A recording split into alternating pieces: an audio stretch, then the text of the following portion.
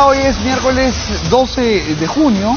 Bienvenidos a Contacto, están ustedes en sintonía de Canal N, yo soy Mijael Garrido-Leca y vamos a tener un programa recontra variado el día de hoy. Vamos a empezar con lo más serio, que es la política. Nos acompaña ya el congresista Pedro de la Echea, con quien vamos a conversar de varios temas, como lo hacemos siempre, y de manera franca, como lo hemos hecho siempre también. Luego viene Fernando Ceballos, fundador de La Tarumba, que presenta un nuevo espectáculo este año. Y finalmente vamos a conversar con Humberto Bandenay, que es peleador de MMA, que está peleando en UFC, y con su entrenador, Juan Manuel Díaz, que también es entrenador de María Paula Busaglo, que nos acompañó el viernes o el miércoles de la semana pasada. Entonces tenemos teatro, tenemos deportes de contacto y tenemos política, que es un tipo de deporte de contacto a estas alturas del partido. Buenas noches, Pedro. Buenas noches, Mijael, y buenas noches a todos nuestros amigos. Qué bueno que estés con nosotros de nuevo. Pedro, hacía tiempo que no estaba en la radio. Es verdad. Tengo que ir con la pregunta a la vena. ¿Vas de presidente del Congreso o no? Por este momento no te puedo decir ni definir. No es un tema que haya hablado. No es un tema como veníamos comentando. Es un tema que yo creo que se va a definir al final. Pero digamos, hay cierto consenso en varias bancadas de que tú eres una figura que no aliena a las demás, ¿no? Porque el presidente de un Congreso tan fraccionado, básicamente se va a definir en base a quién no despierta antipatías. Yo he tratado de mantener una relación constructiva con... Y parece que lo has logrado, porque hay como te digo, un consenso tácito de que... Pero yo he trabajado, he representado en algunos casos, he sido secretario de la Comisión Laboral por el APRAS, la confianza, y he trabajado mucho con Mauricio, me llevo muy bien básicamente con la gran mayoría de personas, y yo creo que muchas veces hemos podido trabajar temas complejos juntos, y no le veo mayor problema a trabajar toda mi vida. Lo que he tenido que aprender es a trabajar con gente que no es mi entorno. La vida de los negocios y la vida gremial te obliga a tener que conocer y encontrar con situaciones que no necesariamente están a favor tuya. Y eso te amuñeca, me imagino. Más que muñeca, experiencia, trato, ¿no? O sea, claro, entender rápidamente que el otro lado también tiene una posición. Pero esa es la política. Y entonces tú tienes que buscar cómo puedes acercar posiciones y cómo, sobre todo, buscar las soluciones de que se están tratando de forjar, ¿no? Evitando tal vez cuando tú tienes, lo que es difícil es cuando encuentras una posición que se considera que ya es total, final. Entonces, pero si me permites la interrupción, sí, esto de encontrar soluciones que son totales, finales, irrebatibles y que son verdades absolutas, está bien de moda. Pero ese es el problema, por eso que estamos en los problemas que estamos. Es una cosa que desde que se inicia la historia, la verdad es algo que relativamente nosotros podemos entender en un periodo de tiempo, dada la fragilidad de nuestros sentidos. O sea, entender todo que esta es la única solución, realmente no me parece. No, y en términos históricos, sin exégesis no entiendes nada, ¿no? Porque claro, hasta las palabras cambian de significante y de significado. Exacto. Entonces, pero yo creo que siempre he tratado de mantener una relación constructiva dentro del Congreso para buscar consensos en proyectos de ley, sobre todo basándose mucho en data, basándose mucho en hechos, porque hay muchas veces que son formulaciones que tienen más de doctrina, parecen que fueran un tema de fe, y tú cuando te tratas con la realidad, claro, tú cuando estás tratando en la realidad, tienes que buscar los consensos, tienes que buscar qué data te da la realidad y qué otra cosa. La fe yo la entiendo trascender. La fe yo la entiendo como una cuestión fundamental para el ser humano, pero no en cuestiones objetivas. No, de acuerdo, pero las políticas públicas no pueden ser una cuestión de fe. No pueden ser una cuestión. Enseñar en base a data, ¿no? En base a data y en base a hechos, en base a resultados y a cuantificaciones y a proyecciones de flujo de caja. Si no, terminamos convirtiendo a las leyes en cartas a Papá Noel. Exactamente. Y los resultados terminan siendo un desastre para la población y problemas para la gente que menos tiene. Ahora, más allá de si es que llegases o no a ocupar el cargo que se vocea de presidente del Congreso, ¿cómo ves de aquí al 2021 las relaciones con el Ejecutivo? Porque si bien se confirió la moción de confianza que pidió el presidente a través del Premier, está todavía sobre el tintero el tema del plazo de los 15 días, que es una interpretación constitucional un poco extraña, pero finalmente sigue ahí. Y nada parece avisorar en el panorama que las relaciones van a mejorar. Es una pena, porque yo creo que no se está rescatando que el Congreso le ha aprobado 213 proyectos de ley en las facultades delegadas propias de la gestión del Ejecutivo. O sea, el Ejecutivo le da leyes al Congreso para que se las apruebe, para poder gestionar, para poder hacer las inversiones, para poder dar las leyes tributarias. Le hemos aprobado todo. ¿Qué es más? Recientemente se acaba de aprobar 1.200 millones que lo hemos aceptado y les hemos dado el cambio de partida. O sea, el Ejecutivo nos ha dicho, acá hay obras que están por terminar, pero están sin financiamiento. ¿Podríamos pasar de la partida tal a la partida cual? Se los hemos dado al toque. Ahora, pero si nos alejamos... Entonces, regresando al punto que tú me dices, sí, por favor. Entonces, en lo que toca, en lo que para mí y mi entender es la cuestión de confianza. Si tú no me dejas gestionar el Ejecutivo, oye, es cuestión de confianza.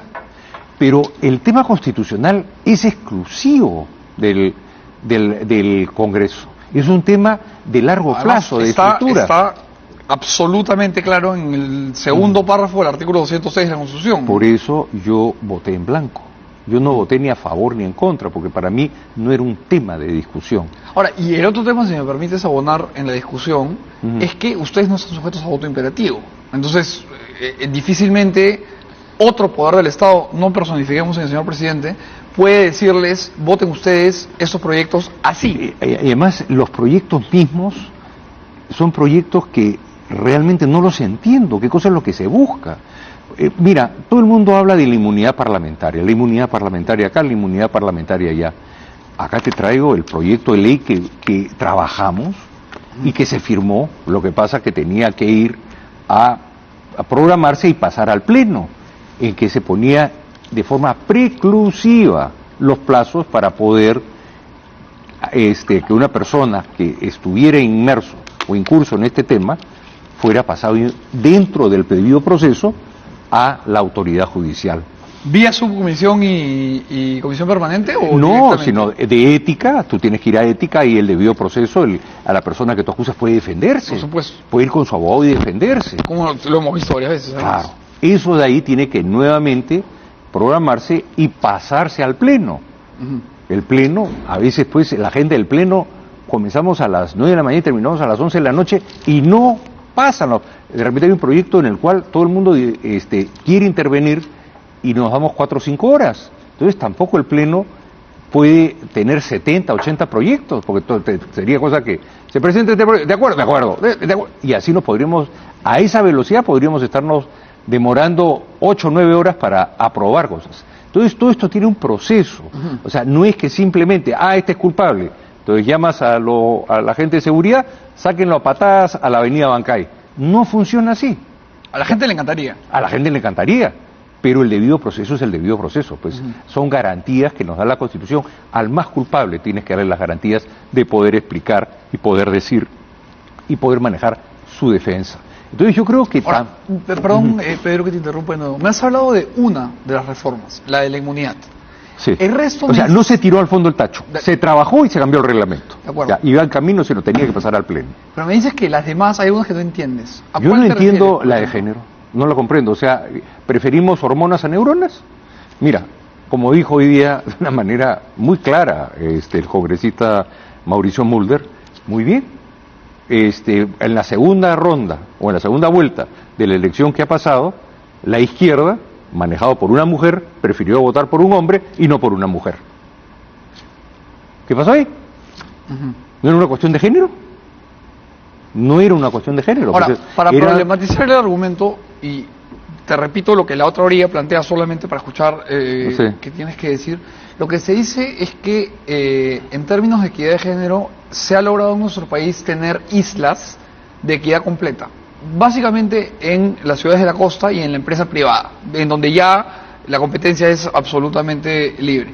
Sin embargo, hay zonas del país en donde el acceso a la política tiene una complicación superlativa para las mujeres porque no terminan el colegio y tal, y que una cuota que pueda establecerse en un plazo determinado de tiempo podría ayudar a que esto suceda. Yo no digo que esté a favor, simplemente te pongo el argumento para que tú puedas rebatirlo o que la región andina o la región de la montaña pudiera tener problemas. Esther Saber es de San Martín, Nelly Cuadros es de Cusco, y así hay una serie de congresistas mujeres que han salido elegidas y están haciendo un muy buen papel. Yo creo que la política tiene varios requisitos, no solamente es el tema, por ejemplo, el tema de educación. Yo a veces converso con Yesenia Ponce, que ha presentado proyectos de ley muy importantes, y mira lo que le han hecho por no haber terminado el colegio. O sea, si ella hubiese dicho de arranque, yo no he terminado el colegio, y por eso vengo acá, para que mujeres como yo puedan terminar el colegio, oye, hubiera sido un símbolo. Hubiese sido un símbolo. Pero el problema no es lo que... Entonces, el problema es el estigma por no haber terminado el colegio. Pero, aquí creo que tengo que educadísimamente discrepar en un punto, que es que yo no creo que le hayamos hecho a Yesenia Ponce algo. Ella sola se lo ha hecho. Ella se lo ha hecho sola por No, mentir. totalmente de acuerdo. O sea, El paradigma, me parece muy valioso lo que tú dijiste. Si ella una más mujer hubiese se valido presentase, decir, correcto. oye, yo no pude terminar el colegio. Y eso lo hubiera hecho porque un símbolo. muchos de ustedes tienen suerte de haberlo hecho. Y yo estoy acá para que otras mujeres sí puedan terminar el Ese es colegio. el discurso correcto. No, Ese era el no buen mentirnos discurso. e inventarse un colegio que se fundó después de que Mira, ella había lo egresado. que sea. O sea, y hasta la... mira, yo hasta ahora sigo esperando la foto de fiesta prom. Pero lo que no puedes negar es que una mujer que después ha presentado proyectos interesantes, y es una mujer, pero planteó mal su dilema. Ella no debió tener vergüenza. Entonces mucha gente no se presenta en política por la vergüenza esa, y no necesariamente por haber terminado el colegio es más inteligente o no. Hay gente que tiene una inteligencia nata, un sentido común nato, y no debería tener vergüenza de presentarse. Nadie te pide que presentarte al Congreso tengas que haber terminado el colegio. No, el voto aquí es universal. Y es un derecho que está consagrado desde hace bueno, ya es un derecho tiempo. que hoy día para mí lo han puesto en duda, porque el derecho de participar en política es una de las garantías constitucionales del Perú, que está en el artículo 2, y que no está sujeto a referéndum. Sin embargo, hubo un referéndum. Ahí yo estoy esperando una respuesta de una persona que me está mirando. A ver, el referéndum sobre... En el artículo 2 están consignados básicamente todos los derechos y garantías que tenemos los ciudadanos. Exacto. Y que no te las puede quitar el Estado. Son varios incisos, y el Estado no puede retroceder en términos de libertad o de derechos humanos. Exacto. Ya. Efectivamente está consignado en el... Acá me va a fallar la memoria, pero en el inciso creo que es F, creo que el derecho de participación política. Creo. Que solo puede ser modificado por ley. Ya. Y entonces, ¿en cuál de las preguntas de referéndum ves fue que no puedes reelegirte? La no reelección, hasta ahora yo estoy esperando que me explique un amigo mío que sabe que le he hecho la pregunta y mantengo la reserva, ¿cómo fue que le sacaron esos referéndum? Evo Morales, por eso, sí, envió a la CIDH, y la CIDH le contestó que no era válido y que él sí podía participar en política. O sea, es una garantía constitucional y un derecho humano universal el poder participar en política. Yo creo, Pedro, que la reelección en gobiernos municipales, que tenemos 1.874 distritos, un horror, que son demasiados, por supuesto, en gobiernos regionales, que tenemos 25, y luego en el Congreso tendría que ser indefinida, estoy de acuerdo, pero con la presidencia de la República, haciendo la analogía con el señor Morales en Bolivia, somos todavía hijos de una democracia y de una república poco institucional. Entonces, estoy de acuerdo. Aquí ahí abres una caja de Pandora, ¿no? O sea, yo le daría una reelección, pero eso es por ley. La ley sí te permite que por ley tú puedas regular la reelección. Claro, antes era así. Claro, era así. O sea, el referéndum, al contrario, lo encuentro absurdo e inconstitucional. Pero pasemos a otro tema. Yo creo que nos hemos enfrascado en más de lo mismo. Yo esperaba una reforma política seria, regionalización que se ha quedado a mitad de camino. Por ejemplo, Pulgar Vidal postulaba 5 regiones, norte, centro-norte, centro-sur, y en los cuales hubiera un gobernador regional de peso. Hoy día el presupuesto son 11.000 millones de soles más o menos para las alcaldías. ¿Cuántas son? 1.860. Divide 8 millones de soles por alcaldía. Y van a planilla.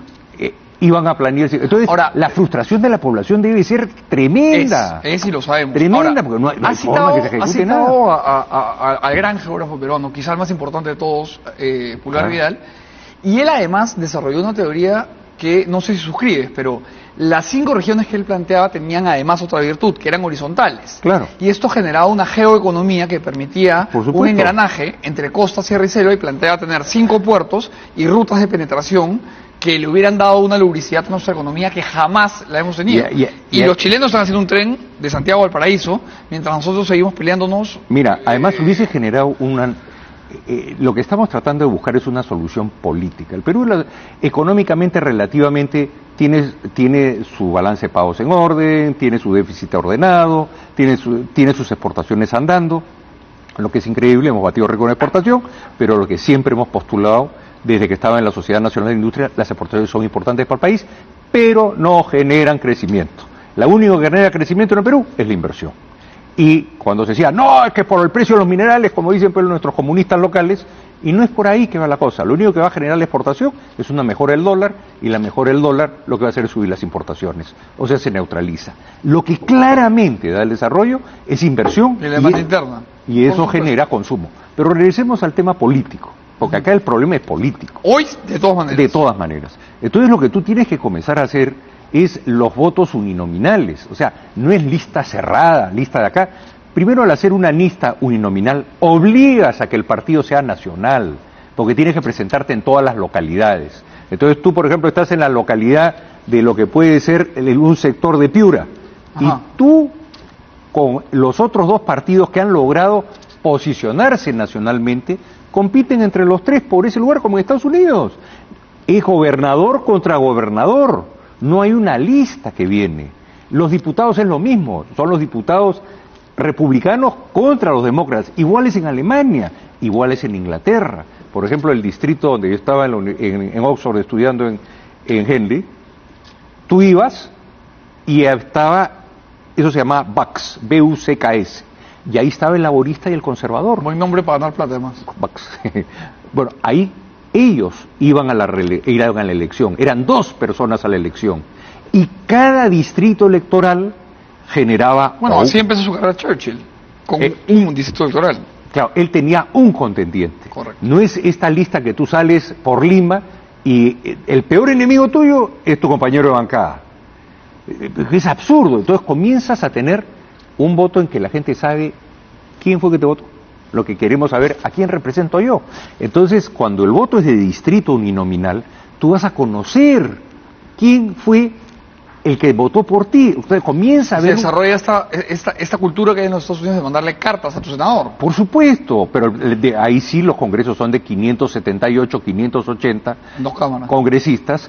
¿Por qué? Porque vas representando y te conocen. Cuando yo fui a Bax, me acuerdo el director de la universidad me dijo, para ti es importante que vayas mañana a tal municipalidad. Y dije, ¿por qué? Anda y te vas a encontrar. Entonces era un teatro que entraban unas 1000 personas, y eran casi todos mayores de edad, y estaba el congresista. Mira, le dieron, pero de alma. Que fue una especie de cabildo abierto en donde... Pero tiene que ir, y va una vez al mes. O sea, la semana de representación tiene sentido, porque tú estás delante de la gente que votó por ti, y te dice, oye, tú ofreciste esto. Y por eso es que Churchill se sale del partido, porque su grupo de gente le dijeron, eso no lo vas a aprobar tú. No. Entonces él tenía que obedecer y salió. Entonces esa reforma política es la que no veo llegar. Más bien yo veo llegar este tema que es un tema de hormonas y no de neuronas. Acá el problema es que, como te digo, el caso de Yesenia Ponce, y estamos de acuerdo, es simbólico. Si Yesenia hubiese dicho de arranque, no terminé el colegio, yo he venido acá para pelear, para que otras mujeres puedan terminar el colegio y para que puedan participar en la vida política. Además, oye, el colegio no lo terminó Oriana Fallaci tampoco. Hay una cantidad de gente brillante que no terminó el colegio. Mira, la universidad no la terminó Steve Jobs, no la terminó Bill Gates, y gente como Elon Musk, huérfanos. O sea, no es eso. Pues entonces lo que tenemos que organizarnos es políticamente. La crisis que venimos teniendo es política, y por el camino que venimos andando, no me parece. Ahora, con respecto al camino que debemos tomar para ir cerrando la conversación, lo que permite un modelo como el que tú planteas, como el inglés, el alemán, que tiene algunos bemoles, pero con algunos bemoles en el sistema. Pero tú no ves más de 2 partidos, porque no pueden, y eso obliga a que el Congreso busque consenso. No, pero además cuando tú armas el partido, para poderlo armar tienes que ya buscar el primer consenso. Completamente de acuerdo. Por eso hay republicanos de derecha, republicanos de izquierda, pero que están dentro de una sola idea. Eso permite, y ahí quería ir, por ejemplo, los Estados Unidos, que tiene, para empezar, una sola constitución desde que la publica con su declaración Madison. Por eso resulta gracioso cuando dicen, ya tenemos 20 años de constitución. Oye, papá. Y ya vamos 13 también. Y por eso vamos cambiando, y todo el mundo cree que la próxima no, y además hay esta idea instalada en la gente de que cuando algo es atroz hay que cambiar la constitución. Estados Unidos cometió uno de los actos más viles de la historia de la humanidad, que es haber esclavizado a miles de personas Y no cambiaron de discusión, hicieron una enmienda. Y Barack Obama ha sido presidente hasta hace poco. Ahora, lo que quería decirte es, cuando tienes un partido sólido, y tienes un partido sólido al frente, y el sistema funciona como no funciona el nuestro, como funciona una república de verdad, como Estados Unidos, te puedes dar el lujo de tener a un medio loco como Trump de presidente, y no puede hacer nada. Mira, es lo que le dice Felipe González a Fraga cuando gana la elección. En España. En España. Le dice, señor Fraga, quédese tranquilo. Al contrario, siga, porque si yo fallo, está usted. Si usted falla, quedo yo. España no se queda sola. Correcto. Entonces, que haya generar esta exigencia, que al final se genera un bipartidismo como es Alemania, como tienes los países que están teniendo éxito, los que están en crisis es los que tienen multiplicidad de partidos, Italia, Francia, ahora España está entrando en este tipo de crisis. Por Vox y por Podemos. O sea, comienzan a generarse otro tipo de problemas. Ahora, pero Francia tuvo una época en la que también se sucedían era Giscard, el que le gana las elecciones a Mitterrand, y además se le gana con una frase espectacular. En el debate le dice: usted, señor, cree que la izquierda tiene el monopolio del corazón, está muy equivocado. Exacto. Con esa frase le gana la elección y luego asume la presidencia de Mitterrand. No, y lo que es más gracioso, gana, pero no gana en el Congreso. Correcto. Y tiene que ir a la cohabitación. O sea, le dice: señor Mitterrand, traiga usted a su primer ministro, que yo solamente por Constitución soy Relaciones Exteriores y el Ejército. Y eso se llama, que es lo que debió suceder acá. O sea, el Perú no tiene esa costumbre. Pero muchas veces en todas las crisis, desde Cáceres, entre los constitucionalistas y los civilistas del momento entre Cáceres y Piérola, y de ahí en adelante, cada vez que el Congreso ha sido de signo distinto, el Perú no ha sabido manejarlo.